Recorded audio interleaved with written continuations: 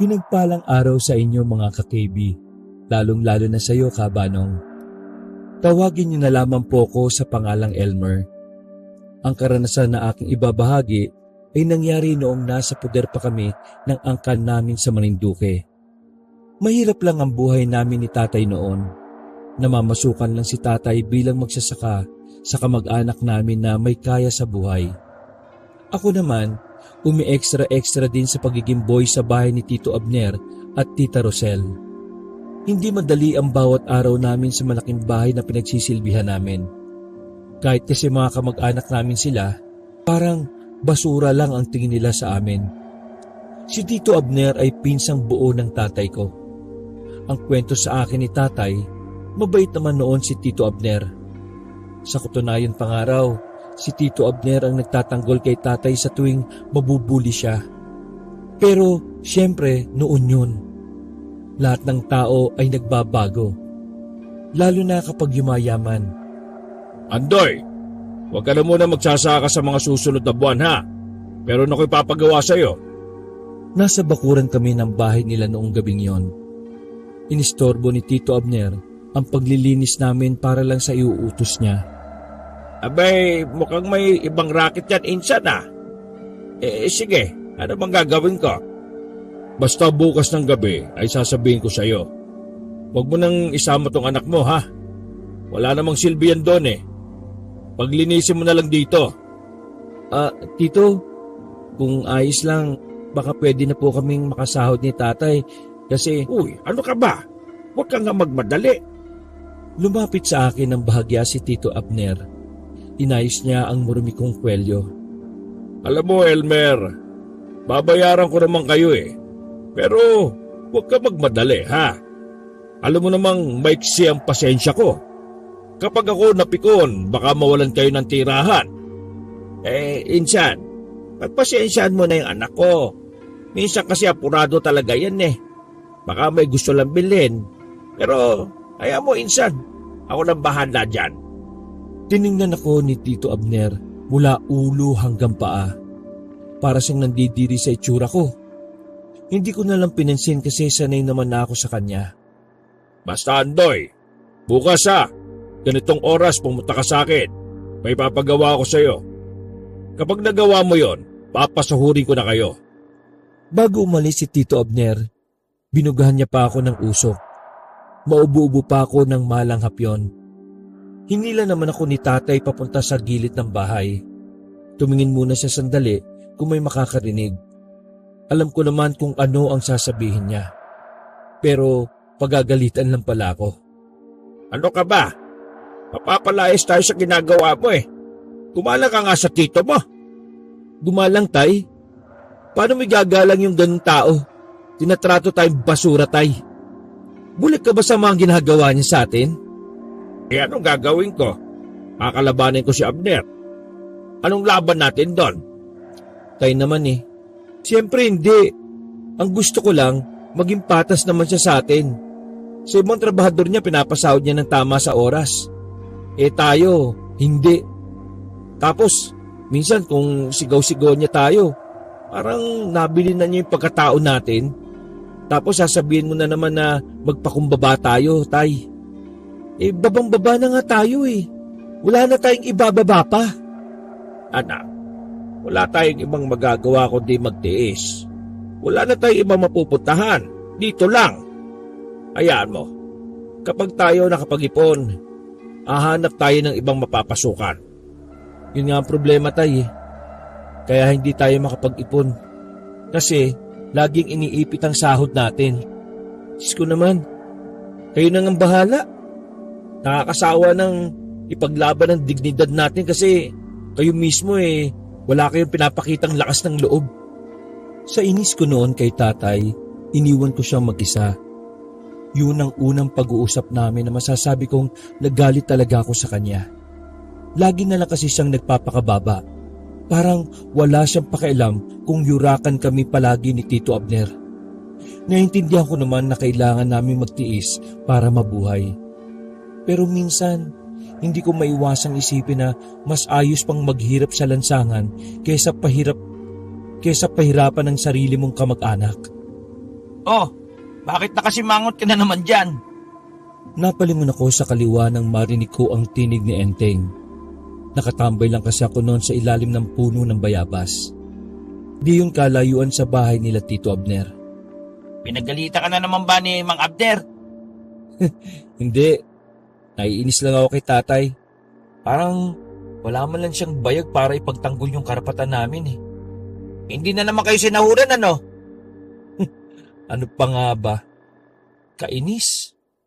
Si Enteng ay trabahador din ni Tito Abner. Magsasaka siya kagaya ni tatay. Pero hindi gaya ni tatay, on time na sumasahod si Enteng. Yun nga lang, hindi rin kalakihan. Kulipot kasi ang tito ko na yon, kahit ang dami naman pera. O ito, iramin mo muna tong 200. Nakasahod naman na ako eh. Ha? Sigurado ka ba? Paano yung pang-date nyo ng nililigawan mo? Hindi natuloy eh.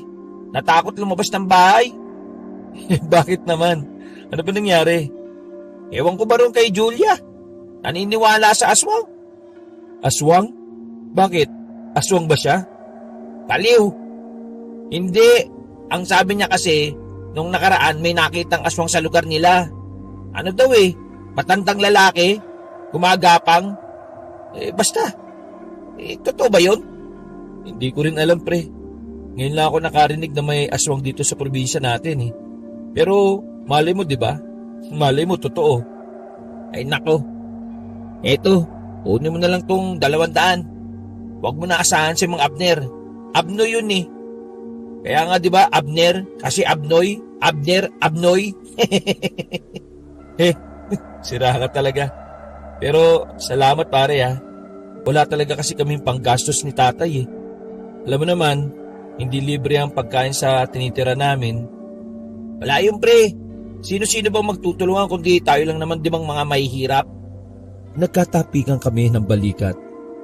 Laking pasalamat ko na lang talaga dahil nakilala ko si Enteng. Siya na rin kasi ang nagiging sandalan ko kapag sobrang gipit kami. Magaling kasing mag-ipit ng pera si Enteng, kaya nakakaipon kahit na papano.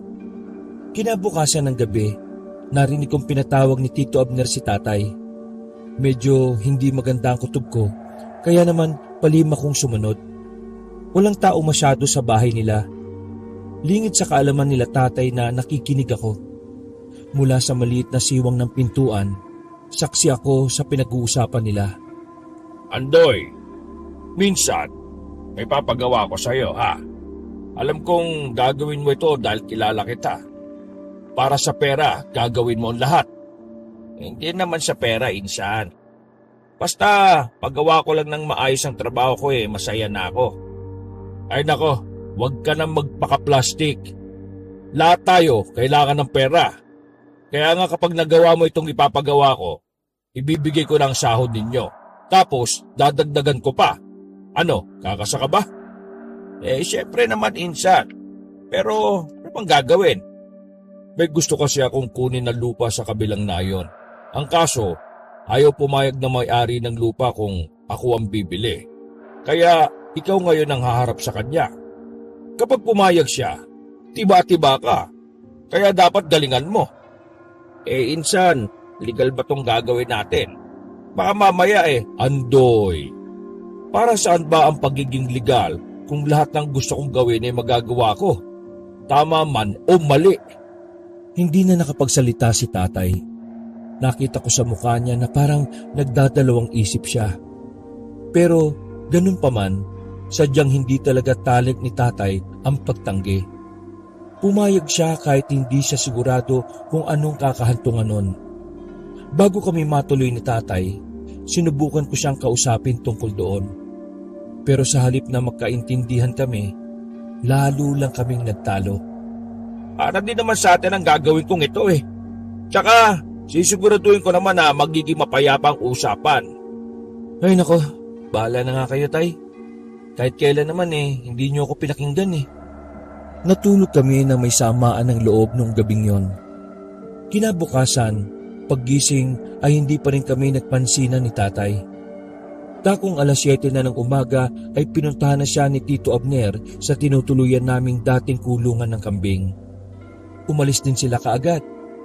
Medyo masama talaga ang kutob ko nung araw na yon. Kinakabahan ako lalo na nang makita kong may mga nakasukbit na baril ang mga tauhan ng tito ko. Tinuon ko na lang ang atensyon ko sa mga gawain para hindi ko maisip ang inis kay tatay. Habang nagwawalis ako, hindi ko sinasadyang maatrasan ko ang pinsan kong si Bornok. Galit niya akong itinulak palayo. Hoy, bulag ka ba? Di mo ba nakita na bago lang itong suot kong sapatos tapos tinapakan mo lang? Nagdalawang isip pa ako kung hihingi ako ng sorry. Si Bornok kasi yung tipo ng tao na kahit ilang beses mong sapakin, hindi niya deserve ang sorry ng kahit na sino. Napakasama kasi ng ugali nun. Mas malala pa yung puno kaysa sa bunga. Hoy, hingi ka ba? Di mo ba narinig yung sinabi ko? Bago itong sapatos ko. Ano naman ngayon? Ano bang pwede kong gawin? Linisan mo, malamang. Gusto mo ba, padilaan ko pa sa'yo? Nakaramdam ako ng pangiinsulto sa sinabi niya.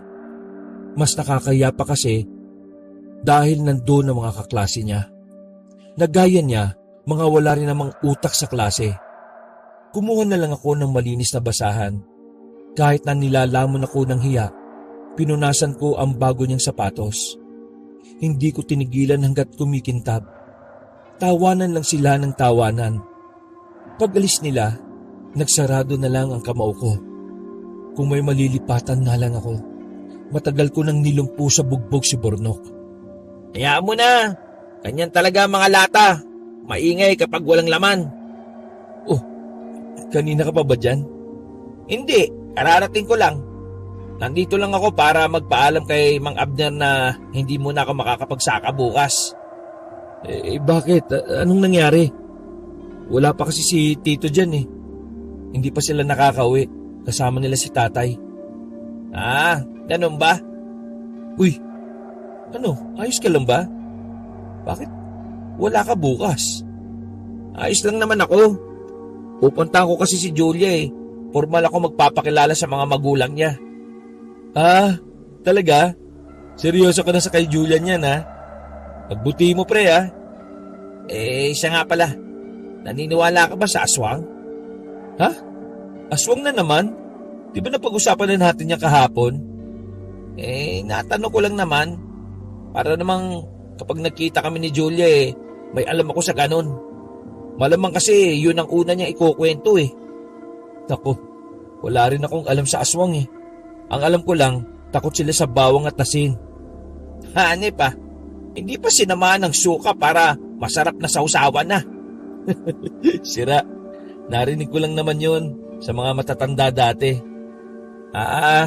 O sige, balik na lang ako mamaya kapag nandito na sila Mang Abner.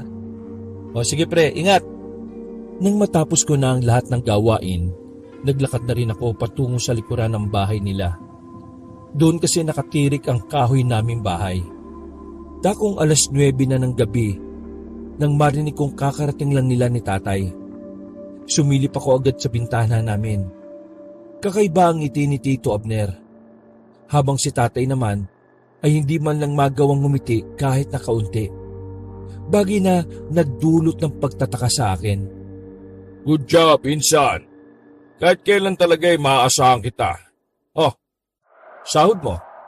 Tapos, dinagdagan ko pa yan ha. Matapos tapikin sa balikat si tatay, umalis na rin si Tito Abner kasama ang mga bataan niya na nakalitaw ang baril sa tagaliran. Pagpasok naman ni tatay, sinalubong ko kagad siya dahil hindi talaga ako mapalagay. Tay, sabihin mo nga sa akin, anong nangyari sa lakad niyo? Umupo si tatay sa gilid. Hindi siya makatingin na maayos sa akin. Parang nag-aalangan din siyang magsalita dahil uutal-utal. Ano lang. Okay. Okay na. Pumayag naman yung may-ari. Napapayag niyo? Bumili ka ng makakain, yung masarap. May sahod tayo, bilis. Nagugutom ako. Nilapag niya ang pera sa lamesa at lumabas para magbanyo. Napatigil na lang ako sandali Dahil sa puntong yon, alam kong may hindi sinasabi si tatay sa akin. Pero hindi na ako nagpumilit pa na sabihin niya yon. Mula nang mabili ni Tito Abner ang lupa sa kanilang nayon sa pamamagitan ni tatay, naging tuloy-tuloy ang pagyaman ni Tito Abner.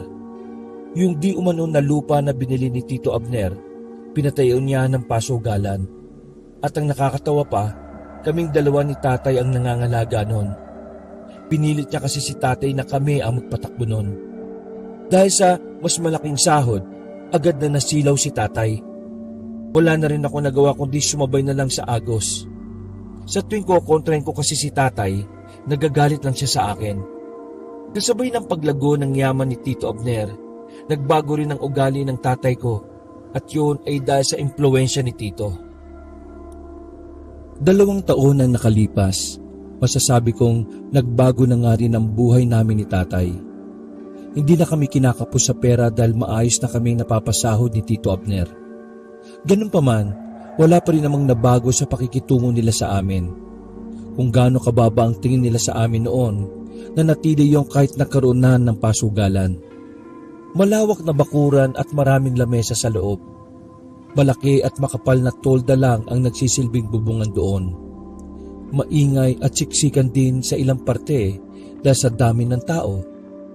Ayos din talagang tito mo ano. Mula sa pagsasaka at pagbebenta ng mga mamahaling alak, sa sugal na napunta. Habang tumatagal, illegal na yung mga ginagawa nitong tito mo eh. Gusto ko na nga umalis dito kung hindi lang dahil kay tatay eh. Ayaw na niya kasing iwan tong pasugalan na to eh. Sumbong kaya natin to sa pulis para matigil na to. Nako, pati mga pulis nagsusugal dito. Ano ka ba? Makakakilala ni Tito ang mga pulis. Napabuntong hininga na lamang kami ni Enteng habang nasa labas kami ng bakuran. Pre, saan ba pwedeng umihi dito? Kahit sana dyan. Wala namang ibang mga nakatira dito eh. Naglakad si Enteng paalis.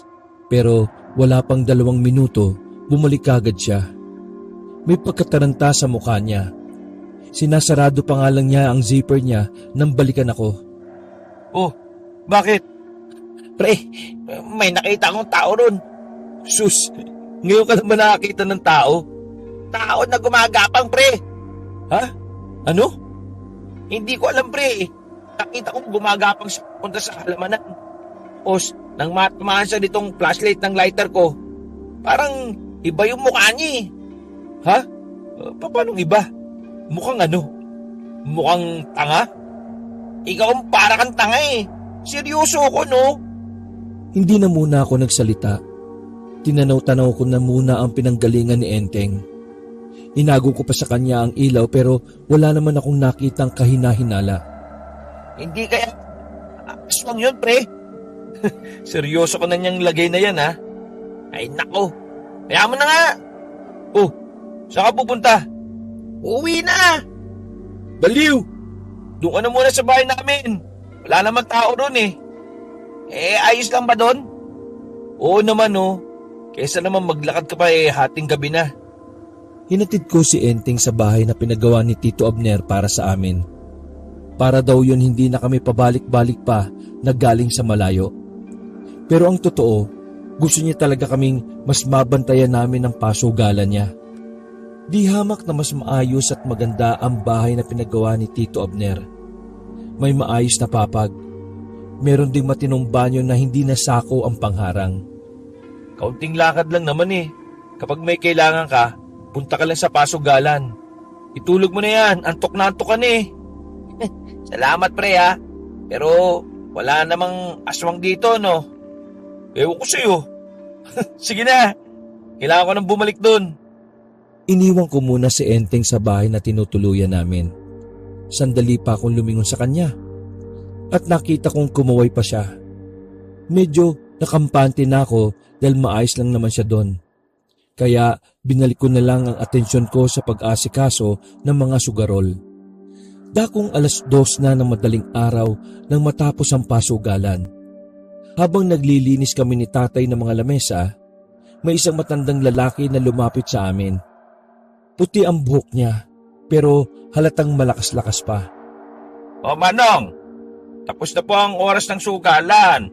Bawal na po tao rito. Wala kaming nakuhang tugon mula sa matanda. Nakatingin lang siya sa amin na parabang meron kaming ginawang kasalanan sa kanya. Anong? Narinig niyo ho ba ako? Bawal na po ang tao rito. Medyo kinabahan ng tatay ko. Napansin ko rin na parang hindi na komportable si tatay. Kaya ang ginawa ko, ako na ang kumausap sa matanda. Manong, bukas na lang po kayo bumalik. Wala na po kasing mga sugarol dito eh. Mas lalong nanlisik ang mga mata ng matanda sa amin. Pareho na kaming hindi mapalagay ni tatay. Noong mga sandaling yon, isang mahabang katahimikan ang namayani. Nakikipagpakiramdaman lang muna kami. Maya-maya pa, kusa nang umalis ang matanda. Nakahinga ko ng maayos noon. Aminado ko na kahit na matanda na yon, hindi pa rin ako naging kampante. Nakasingot siguro ng medyas ang matandang yon. Tinanong ayaw namang magsalita. Tara na nga't walang kasama ang kaibigan mo ron sa bahay. Napapailing na lang ako habang naglalakad. Pagpasok namin ng bahay, naabutan namin si Enteng nagising pa rin. Parang hindi naman siya nakatulog mula nang iwan ko siya. Oh, bakit hindi ka pa matulog? Namamahay lang yata ako. Yun lang ang dahilan na sinabi niya, pero pakiramdam ko noon may nangyaring hindi ko alam. Kaya nang makatulog na si tatay, pinausap ko na pabulong si Enteng habang nakahiga kami. Pre, hindi ka mapalagay? May nangyari ba? Para kang namumutla kanina ng datnan ka namin eh. Bumangon si Enteng at napapakamot ulo pa siyang nagsalita ng mahina. Hindi ko alam kung maniniwala ka sa akin. Pero, sige na, sasabihin ko na sa'yo. Ano ba kasi talaga yun? Yung nakita ko kanina nung umihi ako, nakita ko ulit yan kanina dyan sa gilid ng bahay. Pre, ano ba talagang meron sa lugar na ito? Dati ba talagang may ganun dito? Ha? Ano ba kasi yung nakita mo? Hindi ko nga alam kung ano Kung aswang ba? Seryoso ang mukha ni Enteng. Kilala ko siya. Hindi siya gagawa ng kwento para lang magpapansin. Kaya naman, parang nagkakaroon na rin ako ng hinala na baka nga totoo ang sinasabi niya. Namalayan ko na lang ang sarili ko na nagtitindigan ng balahibo ko. Ano? Natatakot ka na rin Ha? Ako? Natatakot? Bakit naman ako matatakot? Di naman totoo. Ha? Napatigil ako sa pagsasalita na makarinig kami ng mga yabag ng paa sa labas. Nakatinginan kaming dalawa ni Enteng. Parang pareho kami nang naiisip sa mga pagkakataong yon. Nagkasinyasan pa nga kami kung sino ang unang sisilip sa labas. Pero sa huli, kaming dalawa na rin ang lumabas para tumingin. Marahan namin itinulak ang bintana at saka sumilip sa siwang sa labas at meron kaming nakitang matandang lalaki. Yun ang matandang nakausap namin habang naglilinis kami ng mga lamesa. Pero sa pagkakataon na yon, hindi pangkaraniwan ang mukha niya. Maliwanag sa tapat ng bahay namin. Kaya kitang-kita namin ni Enteng ang nakalaylay na dila na matanda. Bukod pa roon, nakakabahala at nakakakilabot din ang mga pagkalat ng dugo sa bibig niya. Napatakip na lamang kami ng bibig dahil sa sobrang takot at pagkabigla. Mas lalo pa kaming kinabahan ng dahan-dahang naglakad ang matandang yon sa tapat mismo ng bintana. Nang maramdaman namin na bubuksan ng matanda ang bintana, hinawakan namin yon para mahila paloob. Nang sa ganon ay hindi niya yon babuksan. Nung sandaling yon, Kabanong, naniniwala na ako kay Enteng na aswang nga ang nakikita niya. At ang matandang yon ay isang aswang. Todo hila kami sa bintana. Nakahinga lang kami ng maayos nang maramdaman namin na wala ng aswang sa labas. Sinubukan namin nagisingin si tatay noon, pero sa halip na maniwala, sinabi na lang niya sa amin na pusa lang daw yon. Dahil sa pangyayaring yon, ay nanatiling mulat ang mga mata namin. Hindi na rin kami nagtangkapang matulog sa takot na baka bumalik ang aswang. Wala kaming ideya ni Enteng noon kung bakit kami inaaswang. Wala namang buntis sa amin. Bukod pa ron, Wala namang kaming ginagawang masama sa kanila. Malaking palaisipan talaga sa amin ang nangyari noon. Kinaumagahan, hindi ko na rin nakita pa si Enteng. Mula sa bahay namin sa liblib na yon, may isang terminal ng jeep, pero bago kami makarating doon, may nadaanan kami mga taong nagkakagulo. Nung unay, akala namin ay merong nasagasaan. Hindi na kasi bago sa amin ang ganon. Lagi kasing may nasasagi sa kalsada na yon dahil ang dami talagang tangang driver. Pero nang makalapit na kami, doon na namin nalaman na iba pala sa inaakala ko ang tunay na eksena. Narinig namin si Enteng mula sa mga taong nakikiosyoso na ang lalaki nakatakip ng dahon ng saging ay inatake raw ng aswang. Otomatikong nagtayuan na naman ang mga balahibo namin. Hinila ko kagad palayo si Enteng para makarating na kami sa terminal. Huwag ka na muna rito pupunta ha. Pakiramdam ko talaga may aswang sa area na ito eh. Bilis, sumakay ka na. Hoy pre, maraming salamat pala sa... Oo na, sige na, layas na. Bumuntong hininga na lamang ako nang makaalis na ang sinasakyan jeep ni Enteng. Agad akong bumalik sa bahay. Naabutan ko pa si tatay na nagiinit ng ipangkakapi niya. Hindi na ako nagdalawang isip na sabihin sa kanya ang mga nangyari. Naisip ko rin kasi na mahalagang malaman niya para alam niya din ang gagawin sakaling bumalik ang aswang. Tay, naniniwala ka ba sa aswang? Aswang? Hindi. Gawa-gawa lang ng tao yan eh. Paano kung totoo? Hindi yan totoo. Alam mo kasi, sabi ng napag-aralan ko nung araw, yung mga aswang ay inimbento lang ng mga Kastila para takutin ng mga Pilipino. Kaya sa paglipas ng henerasyon, nagpasalin-salin ng mga paniniwala. Alam mo anak, ang problema kasi sa mga Pinoy mahilig silang maniwala sa mga kwentong bayan. Kaya tuloy, madaling matuto mga Pilipino kahit nasa ibang paraan. May nakita kaming aswang ni Enteng kagabi tay eh.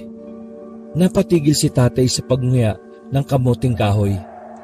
Yung tingin niya sa akin ay para siyang naaalibadbaran. Masasabi ko lang na hindi totoo mga aswang tapos ano yung pinagsasabi mo? Malapit sa terminal, may natagpo ang bangkay ng lalaki. Galing dito yung lalaki yung sa sugalan natin kagabi. Ang sabi ng mga naroon, aswang daw ang pumatay.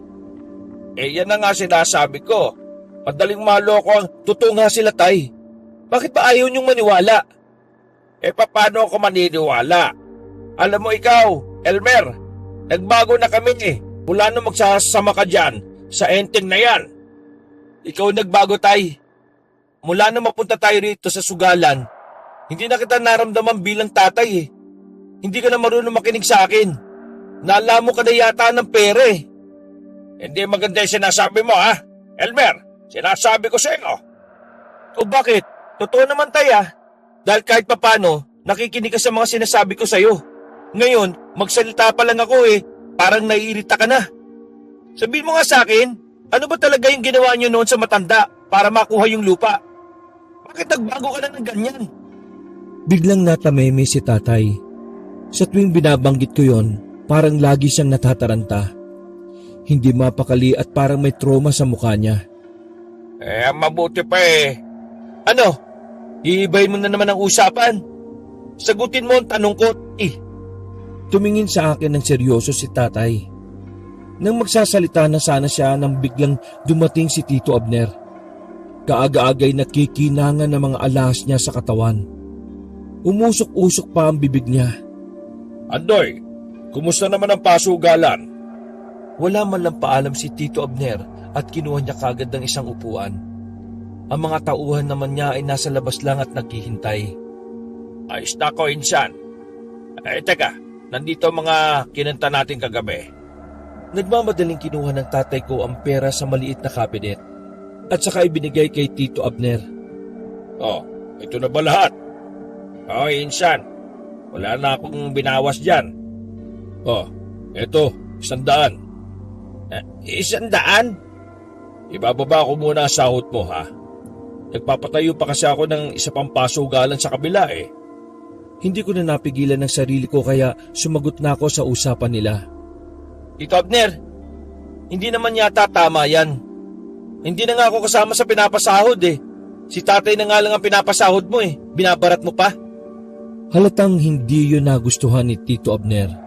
Pero noong mga oras na yon ay wala siyang pakialam. Sa tuwing nakakaharap ko siya, lagi kong ginagawa ang lahat ng paraan para mainsulto ko siya ng patalim. Lagi kong ginagawa ang lahat para lang mainsulto ko siya ng palihim. Wala kang pakialam. Huwag kang makisali sa usapan namin. Sampid ka lang dito. Manahimik kapag ignorante. Isa pa, pwede ba? Huwag mo na nga akong tawaging Tito Abner. Tawagin mo akong boss. Ikaw din, Antoy. Hindi tayo gaya ng dati na pamilyang turingan dito. At ang boss at mga tauhan ko, kayo. Ano, naintindihan nyo ba? Sasagot pa sana ako pero sinenyosan na ako ni tatay.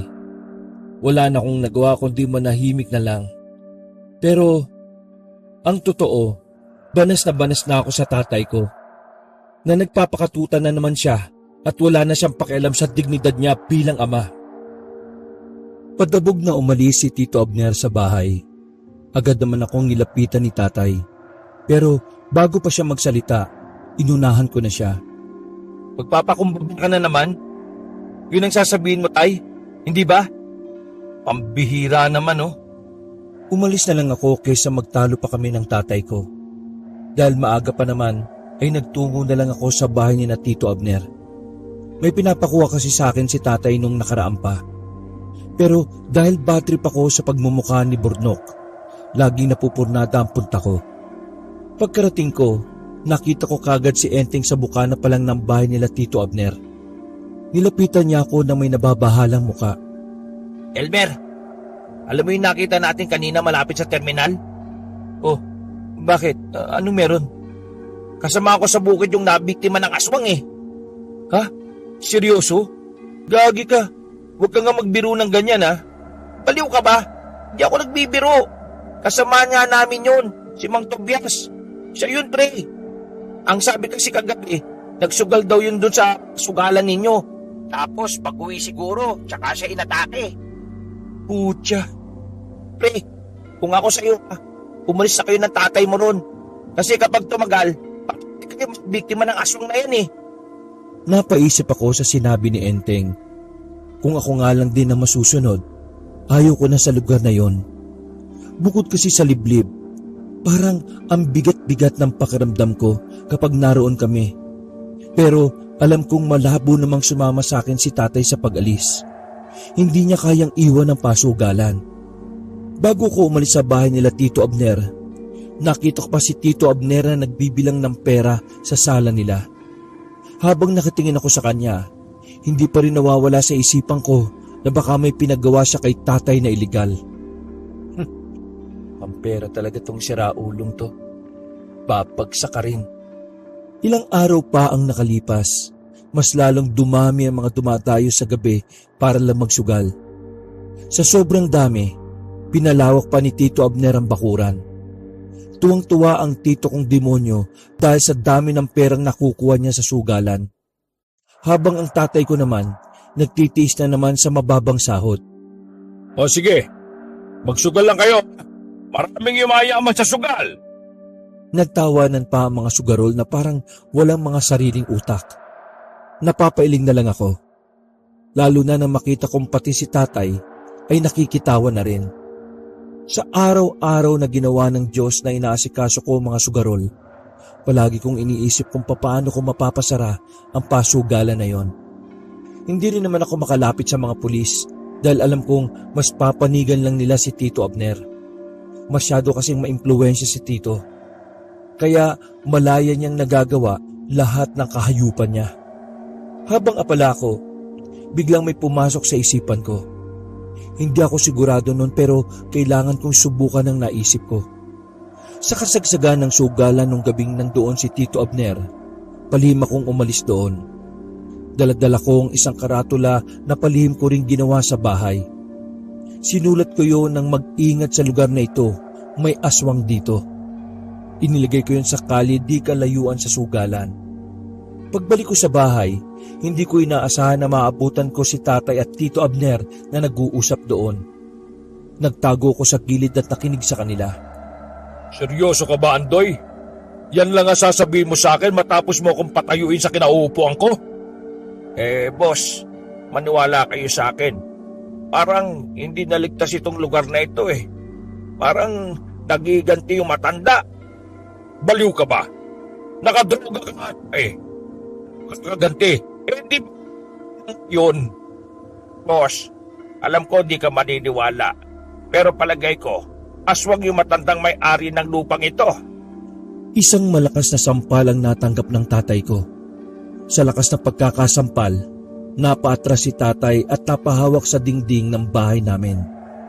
Gigil na gigil ako noon, pero wala akong magawa dahil alam kong mas lalala lang ang sitwasyon kapag nakisali pa ako. Sira pala ulo mo eh. Mag-ama nga kayo ng anak mong kung ano-ano na lang ang pinagsasabi. Huwag ka nga magpapaniwala sa mga aswang na yan. Sige na, magkasikaso ko na lang dito sa sugalan. Yan ang dapat mong gawin. Hindi yung gagawa-gawa ka pa ng mga kwento. Baka mamaya marinig ka pa ng mga tao dito eh, mawalan pa ako ng pera. Pweh! Nandidiring umalis si Tito Abner. Nag-init naman ang dugo ko sa mga sandaling yon. Nakaramdam ako ng awa sa tatay ko.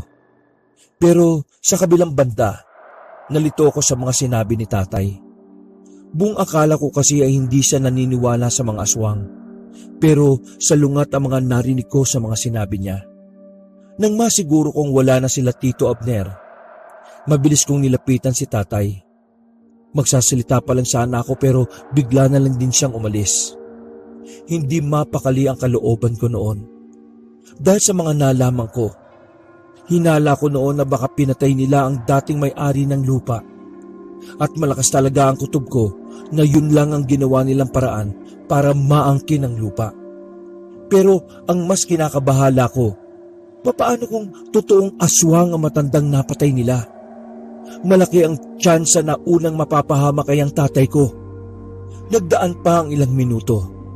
Unti-unti nang nag-alisan na ang mga sugarol. Kakaunti na lang ang natira sa bakuran namin. Maya-maya pa, nagulat na lang kaming lahat nang may isang lalaking bumalik. Takot na takot siya at namumula ang mukha. Pero mas kinagulat namin nang sabihin niyang hinablot daw ng aswang ang kasama niyang naglalakad. Nung una'y pinagtawanan lang siya ng mga iba pang mga naroon. Pero sa mga sumunod na mga eksena, nakita na lang namin na matandang mahaba ang buhok na lumabas mula sa kadiliman. Tumayo siya sa tapat ng pasugalan. Kinumpirma naman ng lalaki na yun nga ang humila sa kasama niya. Sa takot, nagtayuan ang mga nagsusugal.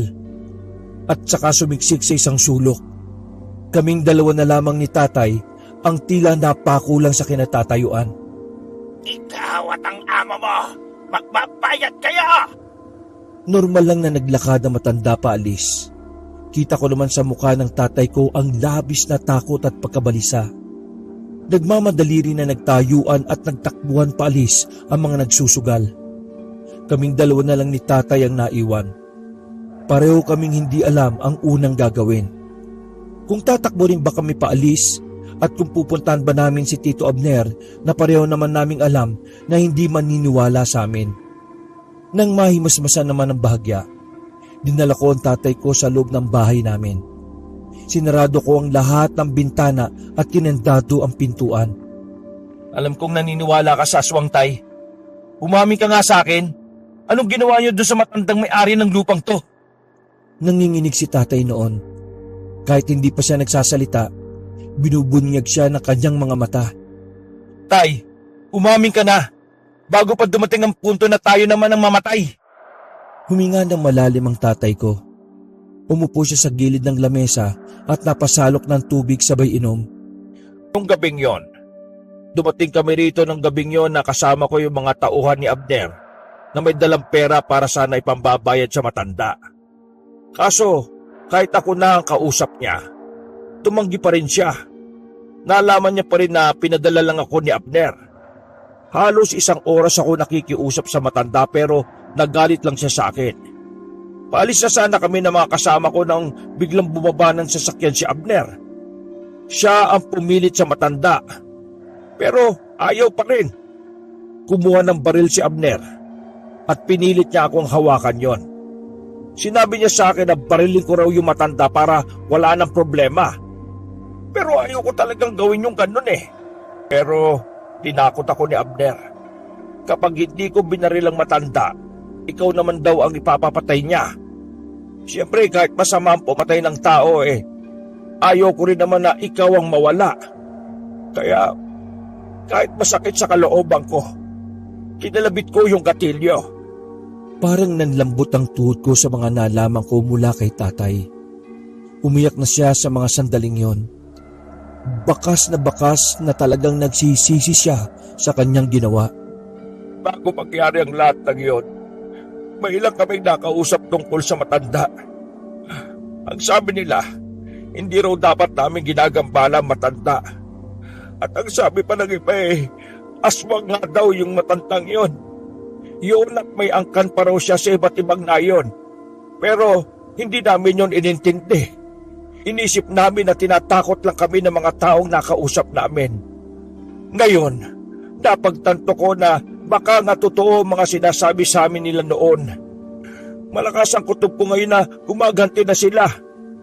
Inuunti-unti nila hanggang sa ako na ang isusunod nila at si Tito Abner. Napakawalang niya talaga ang Abner na yan Yan kasi ang sinasabi ko sa inyo, tay. Naging sunod-sunuran ka sa hayop na yon. Kaya ngayon, ikaw ang nalalagay sa alanganin. Bakit ba kasi hindi nyo kaya maging matapang para sa sarili ninyo? Hanggang kailan pa kayo hahalik sa paa ng taong wala namang ginawang mabuti? Alam kong nasaktan ng tatay ko sa sinabi kong yon. Pero hindi ko yung binawi. Alam ko na kailangan niyang marinig ang mga salitang yon. Nang sa ganon, ay magising siya sa katotohanan. Aalis na tayo dito. Papabayaan natin tong pesting sugalan na ito bago pa tayo mismong mamatay. Pero papatayin tayo ni Abner kapag sinubukan nating umalis. Anong gagawin natin ngayon yan? Maghihintay kung kailan tayo mapapatay ng aswang? Manatili tayo rito. Aalis lang tayo kapag pati si Abner ang nakakita dun sa aswang. Ikilan pa yan, tay. Ano ba naman kayo? Gamitin nyo nga utak nyo. Hindi pwedeng maghintay tayo palagi sa pagkakataon lalo na kung buhay na ang usapan dito. Ay, wala akong pakialam kung masaktan ka. Kung yun ang paraan para lang gumising ka sa katotohanan, gagawin ko yun ng paulit-ulit. Ngayon, tay, ikaw ang makinig sa akin. Sa ayaw at sa gusto mo, bukas ng umaga alis tayo rito. Kung talagang mahalaga ako sa inyo, ngayon, ako naman ang pakinggan nyo. Naiintindihan nyo ba ako, tay? Tumango-tango na lamang si tatay. Hindi na niya ako kinontra dahil alam din niya siguro sa sarili niya na magulo ang utak niya. Sa mga oras na yon, inihanda na namin ang gamit namin. Nakapag-impake na kami. Pagdating ng kinaumagahan, kung kailan handa na kaming umalis ni tatay, minalas kaming nakasalubong sa tapat si Tio Abner. Kasama na naman niya ang mga tauhan niyang puro pangit ang mga muka. Teka, saan kayo pupunta, ha? Nagtatakang tiningnan kami ni Tito Abner. Nang mapagtanto niya na aalis na kami, ay bigla niyang sinampal si tatay ng malakas. Wala kang utang na loob! Matapos kitang buhayin kasama yung anak mong walang silbi, aalisan mo na lang ako ng ganun-ganun na lang? Kinuha ng mga tauhan niya ang mga gamit namin. Hindi na ako nagdalawang isip na sumagot. Wala na akong pakialam nun kung ano na ang gagawin niya sa akin.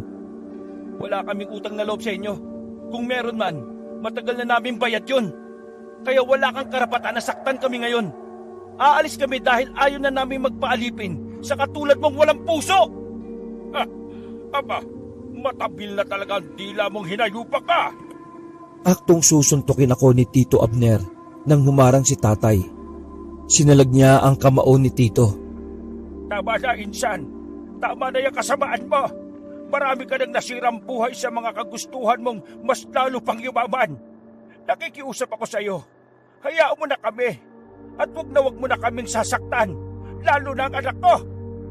Padabog na inalis ni Tito Abner ang pagkakahawak sa kanya ni tatay. Saan ka ba kumukuha ng lakas para lumabang ka sa akin, ha?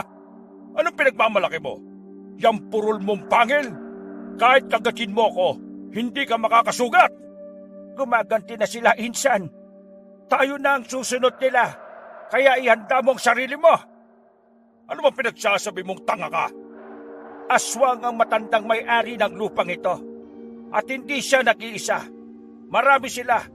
Nagpaparamdam na sila para iparating sa atin ang binabalak nilang paghihigante. Manahimik ka! Ayokong pakinggan niyang kabaliwan mo. Anong aswang-aswang? Walang ganon. Mas naniniwala pa ako na mamamatay ka ngayon kaysa sa aswang na yan. Inagaw ni Tito ang baril ng isa sa mga tauhan niya at tinutok kay tatay. Mabuti na lang at dumating ang anak nitong si Burnok. Pagiwang-gewang pang tumatakbo palapit sa amin, kaya sandaling natigilan si Tito Abner. Baba, si Mama! Umiiyak siya na parang batang hindi napasuso. Inis na inis si Tito Abner kaya binatukan siya ng malakas.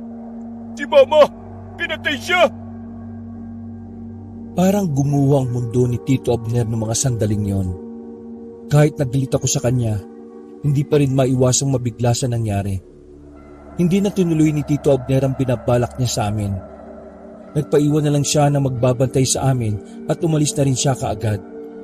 Wala kaming ideya ni tatay kung ano ba talaga ang nangyari kay Tita Amira. Basta ang alam lang namin ni tatay, noong araw na yon dapat pauwi na si Tita Amira galing sa ibang probinsya. Kinagabihan, napilitan na lang kami ni tatay na mag-operate ng pasugalan. Lagi kasi nila kaming tinututukan ng baril. Kakaunti lang ang mga tao sa pasugalan noon. Naging epektibo kasi ang inilagay kong karatula sa kalye. Bilang sa daliri ang mga lamesang okupado. Tay, kapag hindi nakatingin yung mga bantay, tumakbo na kaagad tayo. Anak, baril ang dala nila, hindi kutsilyo. Huwag tayong padalos-dalos. Maghintay tayo ng tamang pagkakataon. Wala kaming ginawa sa mga sumunod na oras. Habang ganun kami, hindi namin maiwasang hindi kabahan. Hindi kasi nagkakamali ang kutob namin ni tatay. Ramdam namin na darating ang mga aswang. Maya-maya pa, napatigil kaming lahat nang may marinig kaming malakas na sigaw. Hindi yun sigaw ng pangkaraniwang tao. Sigaw yun ng isang nilalang na parang nagtatawag ng kasama. Nagkatingin na kami ng tatay ko. Yun na kasi ang bagay na ayaw namin mangyari. Pero sa mga sandaling yon, alam naming paparating na ang mga aswang. Kumilos lang kami ng normal ni tatay. Kahit napalakas ng palakas ang sigaw, maging ang mga nagbabantay sa amin ay nagkakatinginan na rin. Nagtataka at naguguluhan sa kanilang naririnig. Kayo mga bantay, ihanda nyo na mga sarili ninyo. Paparating na ang mga aswang! Ngunit sa halip na paniwalaan si tatay, tumingin lang sila at saka tumawa. Pero taliwas sa tawa nila ang pinapakita ng kanilang mga mata. Halatang nangangamba rin sila. Hinayaan na lamang sila ng tatay ko. Hinanda na lang din namin ang mga sarili namin. Matapos ang sunod-sunod na sigawan mula sa kagubatan, nakaramdam na rin kami na parang may mga paparating. Sa puntong yon ay tumigil na sa pagsusugal ang mga naroroon. Nagtayuan na rin sila at kanya-kanyang umatras. Yung mga bantay naman namin ay pumwesto na sa harapan ng bakod. Tay, kapag nawala itong dalawang bantay sa likuran natin, tumakas na tayo. Sumang-ayon sa akin si tatay. Talagang pinakikinggan na niya ako. Kasi kung hindi, baka maging hapunan pa kami ng mga mababangis na nilalang. Nagdaan pa ang ilang minuto.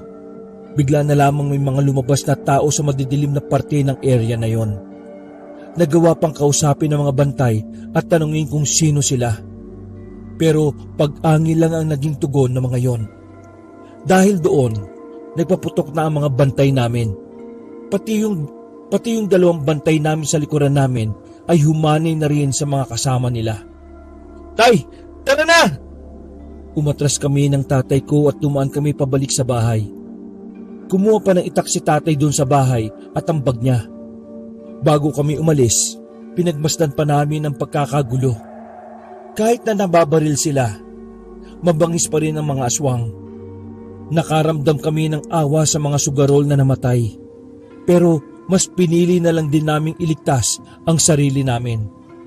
Karipas kami ng takbo ni tatay. Hindi namin alam kung saan ang direksyon ng tinatahak namin. Basta diniretso lang namin ang daan mula sa likurang bahay namin. Nakapasok na kami sa kagubatan. Kahit na nakalayo na kami, hindi pa rin kami naging kampante. Makailang ulit pa kaming naglilingon. Pahinto-hinto at patingin-tingin sa bawat sulok ng kadiliman. Sabi pa sa amin ng mga nakausap namin, dati may mga baryo daw na mga aswang eh. Yung baryo daw na yon ay pagmamay-ari ng matandang napatay namin. Kung ganun, talagang malaki ang galit ng mga aswang kay Tito Abner. Oo, hindi lang sa kanya, sa akin din. Ako ang kumakalabit ng gatilyo ng baril na napapatay na matanda eh. Tay, kasalanan to lahat ng pinsan mong masama ang budi eh. Kung hindi dahil sa kanya, wala naman tayo sa ganitong sitwasyon eh. Kinarma na siya sa pagkawala ng asawa niya. Buti nga. Anak, kahit pa anong sama ng tao, hindi pa rin tayo dapat sumang-ayon sa pagiging miserable nila. Kasi kung ganon, wala tayo ipagkakaiba sa kanila. May punto naman ang tatay ko. Kaya hindi ko na siya kinontra pa. Matapos ng makapagpahinga, ay nagpatuloy na rin kami sa paglalakad. Tumagos na kami sa isang kalye. Hindi namin alam kung saan papunta. Pero sa awa ng Diyos, may napadaan na truck ng gulay. Nakiusap kami kaya naisakay naman kami sa likuran. Nakababa kami sa bandang terminal ng tricycle. Malapit lamang yon sa bahay nila Tito Abner. Naisipan namin sumilip sa bahay nila para sana alamin kung naroon na ba si Enteng. Magpapatulong kasi sana kami kay Enteng na maihatid kami sa bayan. Meron kasing motorsiklo ang tatay ni Enteng. Ang kaso, wala doon si Enteng noong mga sandaling yon. Aksidente naman naming napakinggan ang nangyayari sa loob ng sala. Kahit ano pa man ang pumatay sa asawa ko, kay aswang man yan o tao, hanapin nyo at dalhin nyo sa akin. Dahil ipapatikim ko sa kanya ang impyerno. Galit na galit noon si Tito Abner. Nanlilisik ang kanya mga mata. Kulang na lang ay ang pagbabarilin nila ang lahat ng nasa sala. Opo, sabi nga ng mga nagdala sa bangkay dito ni Mama aswang ang pumatay sa kanya eh. Manahimik ka sa kapang walang kwenta. Anong aswang ang pinagsasabi mo? Sira ulo ka. Wala ka namang silbi kung ano-ano pa yung sinasabi mo. Pero maniwala ka pa. Aswang ang pumatay kay Mama. Baka isa sa mga nagawan mo ng hindi maganda kaya gumaganti na sila. Manahimik ka. Kung hindi ka mananahimik, pasasabugin ko yung bungo mo. Napayuko na lamang si Burnok nang tutukan siya ng baril ng tatay niya. Nakaramdam na ako ng awa sa kanya noong mga sandaling yon. Pero wala naman ako magagawa. Bago pa may makaalam na naroon kami, umalis na rin kami kaagad ni tatay. Alam mo ba kung saan tayo nakatira, Enteng? Hindi ko nga rin po alam eh. Nakatago lang kami ni tatay sa gilid ng kalsada. Ang tanging na lang naisip namin sa kinaroroonan ni Enteng ay ang lubid. Dali-dali kaming nagtungo roon ni tatay, pero wala na kaming nakita roon. Habang sinusuri namin ang mga kubo na naroon, nakarinig kami ng parang may kumakain na gigil na gigil. Balak pa sana namin puntahan yon pero bigla na lang may humila sa amin patungo sa likuran ng kubo. Oo, ako to. Huwag kayong maingay. Bakit? Ano bang nangyayari? Inatake kami ng 2 beses ng aswang kanina. Hanggang ngayon, hindi pa rin sila umaalis dito. Napalunok na lang ako ng laway. Hindi lang pala kami ang inatake. Lahat pala ng taong may koneksyon kay Tito at kay Tatay, dinadamay na rin ng mga aswang. Ganoon kalaki ang galit nila. Yun nga lang wala silang pakialam kung sino ang mamamatay. Doon ko napagtanto na baliwala pala talaga ang mga aswang. Mas magaling pala silang gumanti kaysa sa gitna ng isang normal na tao. Galit na galit sila. Inahanap nila si Mang Abner. At kayo po, Tito Abdoy. Kailangan nyo umalis ng kapis bago pa mahuli ang lahat. Yun nga ang dahilan kung bakit ka namin hinahanap eh. Kasi kailangan namin ng tulong mo. Mukhang di ko kayo matutulungan. Wala na yung motor ni Papi. Binenta na kahapon. Na-addict na rin sa sugal. Paano to? May alam akong iba pang paraan. Kailangan lang nating hintayin ang pagsikat ng araw.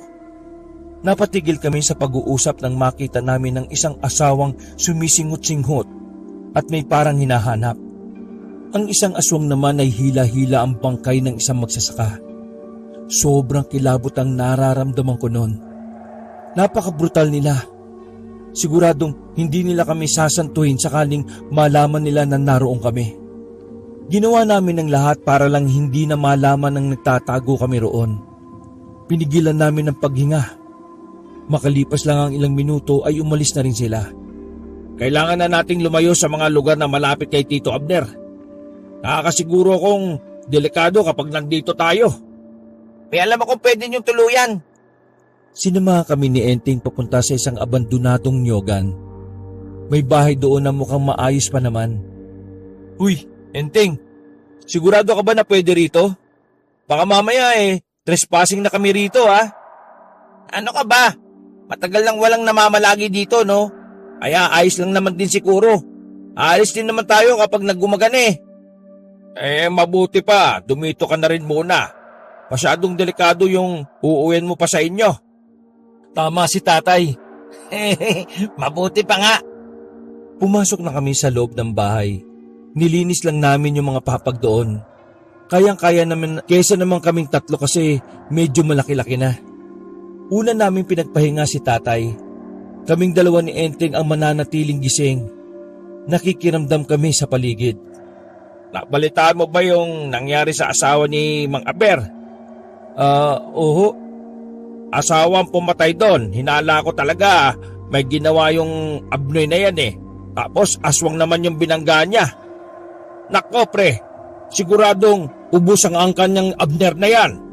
Ang masama pa dyan, damay kayo. Kasi angkan din kayo, hindi ba? Kaya nga dapat makaligtas kami ni tatay Ayaw ko ng buhay na ganito. Bukod sa ginagawa kaming alipin nilalagyan niya pa sa panganib ang buhay namin mag-ama.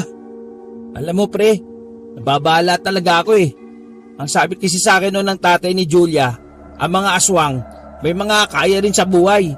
Mayayaman din. Paano kung ipahanap nila tayo? Gamit ang yaman nila. Kung totoo man na mayayaman din sila, isa lang ang ibig sabihin yan. Malaki ang tsansa na mahuli nila tayo. Pero magkakaroon tayo ng pag-asa kapag nilisan natin ang probinsyang ito.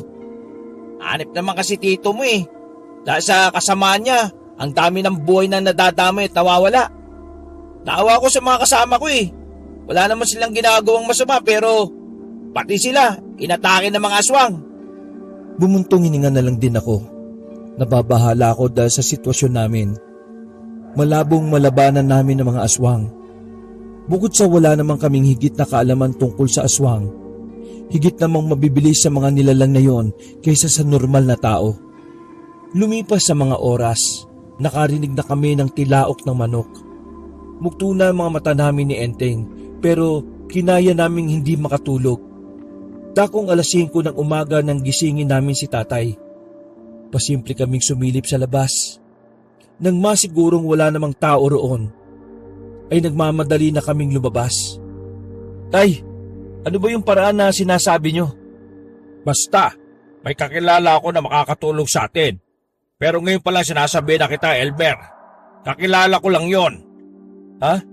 Sino ba kasi yan? Basta, bilisan na lang natin maglakad. Halos 1.5 oras kaming naglakad.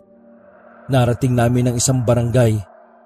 Pumasok kami roon at tumigil sa isang bahay na medyo may kalakihan. Nandito na tayo. Tito Andoy, sigurado ko ba na kilala mo yun nandyan? Tumungo lang si tatay. Lumapit kami sa loob at kinatok na namin ang pinto. Maya-maya lang, bumukas yun at bumungad sa amin ang isang matandang babae. Mas matanda pa yung kay tatay. Sumilay ang nakakalokong ngiti sa mukha ng matandang babae. Hindi bumabagay ang lipstick sa labi nun kasi kulubot na. Mas lalo pa akong kinilabutan nang mahawakan niya ang tatay ko sa pisngi. Oh, Andoy, my love! Ay, anong pinagsasabi nitong Andoy, my love? Mamaya na ako magpapaliwanag. Anip, Tito Andoy Hindi mo naman sinabi na may karisma ka pala talaga sa matatanda. Sino ba itong batang ito? Bastos ang bitbig ah. Ay, palaboy lang yan sa kalye. Inampon ko. Huwag mo nang intindihin. Grabe naman sa palaboy, Tito. Minda, nandito kami para humingi ng tulong mo. Tiningnan muna kami sa isa na matanda bago nagsalita muli. Tulong. Pumasok muna kayo sa loob at nang mapag-usapan natin yan. Muli na naman humagod ang kulubot na kamay ng matanda sa dibdib ni tatay. Noong mga sandaling yon, gusto kong masok pero hindi ko nalang pinahalata. Yun na lamang kasi ang nag-iisa naming pag-asa. Matagal ba akong hindi dinalaw, Andoy? Dadalawin mo lang ba talaga ako kapag meron kang kailangan? O mahal mo ko kasi kailangan mo ako? Ang gulo ng sinasabi niya. Salbong ang kilay namin dalawa ni Enteng noong mga oras na kaharap namin si Aling Minda. Hindi nahihiya yung matanda sa harapan namin, lalo na sa akin na anak ng nilalandi niya. Minda, saka na tayo maglandian kapag nakaalis na kami sa panganib. Ano bang panganib yan? Sino ang umaaway sa iyo, my baby? Sabi mo sa akin at ipapakulong ko yan. Mga aswang. Dahan-dahang nawala ang ngiti na matanda. Hindi ko alam kung maniniwala ka pero hinahabol kami ng aswang. Mahabang kwento. Basta lahat ng may koneksyon kay Abner, pinapatay ng mga aswang. Kaya sana matulungan mo kaming makaalis na muna dito sa Marinduque. Delikado ang buhay namin. Huminga na malalim ang ginang. Parang pinag-iisipan niya ang sinabi ni tatay. Hinahabol ka mo kayo ng mga aswang? Oo, mamamatay kami kapag nahuli nila kami. Alam mo, matagal ko nang hinihiling na sana'y karmahin na yung pinsan mong Abner na yan. Pero dahil hindi naman kayo pareho, hindi ka damay sa lahat ng inis ko sa kanya. Ibig ba nitong sabihin tutulungan mo na kami? Ano bang may tutulong ko, Antoy? Kailangan ko sana ng pera Aalis na muna kami rito sa probinsya natin. Mapapahiram mo ba ako? Pumunta ka kay Udong. Sabihin mo, hihiramin mo yung truck. Inutusan ka mo kita. Ang sasakyan na yon ang gamitin nyo papuntang pier. Wala akong pera dito na malaki para sa pamasahin nyo. Pero, teka. May kung anong kinuha ang matanda sa damitan nito. Inabot niya kay tatay ang isang singsing na kulay ginto.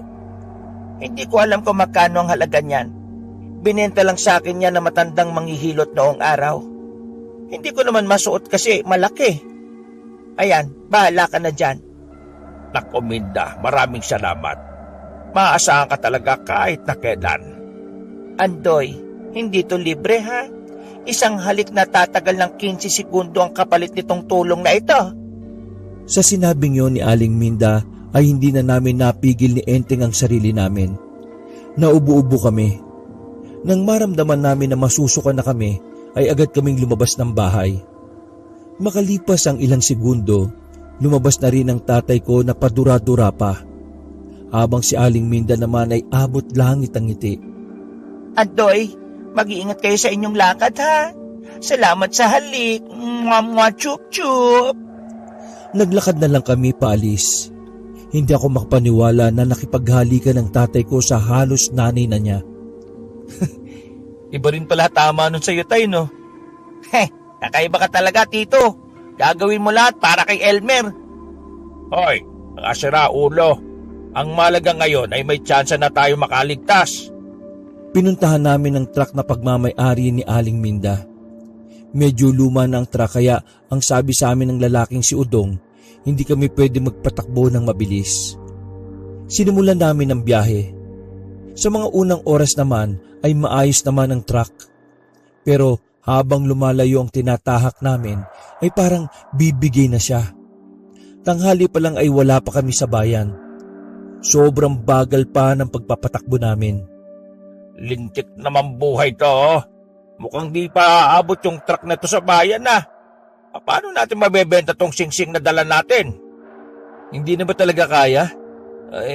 Bagalan na lang natin. Diyos ko, mas mabagal pa tayo sa pagong 15 minutos lang yata ang nakalipas, tumirik na ang truck nang medyo paakyat na ang dinadaanan namin. Wala kaming nagawa kundi ang tumigil na lang muna sa gilid. Sinubukan pang ayusin ni tatay pero wala na talaga. Pre, mukhang malas tayo ah. Umara na lang tayo kung may mapapadaan. Baka naman pwede makasabay tayo ulit. Umupo na lang kami sa gilid. Mga ilang sandali lang, nakatanaw na kami ng kulay puting van. Nagkaroon kami ng pag-asa. Tumayo na kami at 3 na kaming pumara. Sobrang saya namin nang hinintuan kami noon. Pero pagbukas ng van, nagulat kaming 3 nang makitang nasa loob si Tito Abner. Kasama niya ang mga tauhan niya. Kagabi pa kita hinahanap, Pandoy. Dito ka lang pala lilitaw. Wala na kaming nagawa nang tutukan nila kami ng baril. Sumakay na lang kami. Akala mo ba matatakasan niyo ako? Hindi. Sama-sama tayong lalasapin ng karma. Talian ng mga aso na yan. Baka makatakas na naman eh. Abner, hayaan mo na ako. Gusto ko lang naman ng tahimik na buhay eh. Huwag ka makasalili, Andoy. Namatayan ako dahil sa mga punyemas na aswang na yan. Kung ako nawalan, dapat ikaw din. Pareho lang naman tayong nandun nung pinatay mo yung may-ari ng lupa eh. Pero ginawa ko yun dahil pinagtangkaan mong patayin ang anak ko. Ikaw ang may kasalanan ng lahat eh. Ano kung bakit wala ng asawa? Wala akong pakalam kung sino may kasalanan. Basta hindi ako papayag na iwan mo ko sa gulo na 2 naman tayong gumawa. Nanahimik si tatay nang sikmuraan siya ng isa pa sa mga tauhan ni Tito Abner. Ibinalik kami ni Tito Abner sa bahay nila. Itinali nila kami sa mga haligi para hindi kami makaalis. Kayo, pagandaan niyo ang pagdating ng mga aswang. Papatay natin ng mga salot. Agad na kumilos sa mga tauhan niya. Siya naman ay naiwan sa sala kasama namin. Hawak-hawak niya ang 45 na baril. Para na siyang nababaliw. Nagagawa pa niyang ngumiti-ngiti at tumawa kahit kamamatay lang ni tita. Pagsapit ng gabi, lumabas si Tito Abner kasama ang 2 niyang kabata. Lumabas si Tito Abner kasama ang 2 niyang bataan. Siya naman dating ni Bornok, naggaling pa sa 2nd palapag. Napansin namin na may black eye si Bornok. Namamaga din ng kaliwang pisngi. Bornok, anong nangyari dyan sa mukha mo? Nagdadalawang isip pa si Bornok sabihin, pero alam naman namin ni tatay na si Tito Abner ang may kagagawan nun. Napakahayop talaga ng tatay mo, no? Ikaw ba ang pinagbuntungan niya? Hindi nagsalita si Bornok. Tumayo lang siya at parang kaunti na lang ay mapapaiyak na. Bornok, alam kong kahit paano hindi ka kagaya ng tatay mo. Pero kung magtutulungan tayo, pare-pareho tayo makakalaya sa kasamaan niya. Tumingin sa akin si Bornok ng makahulugan. Kahit matakas ako si Papa, wala na rin namang saysay ang buhay ko eh. Si Mama lang naman ang nag-iisang kakampi ko sa bahay na ito. Ngayon wala na siya. Wala nang dahilan para mabuhay pa. Sasaluhin ko na lang ang lahat ng galit ni... Tanga! Anong tingin mo kay tatay?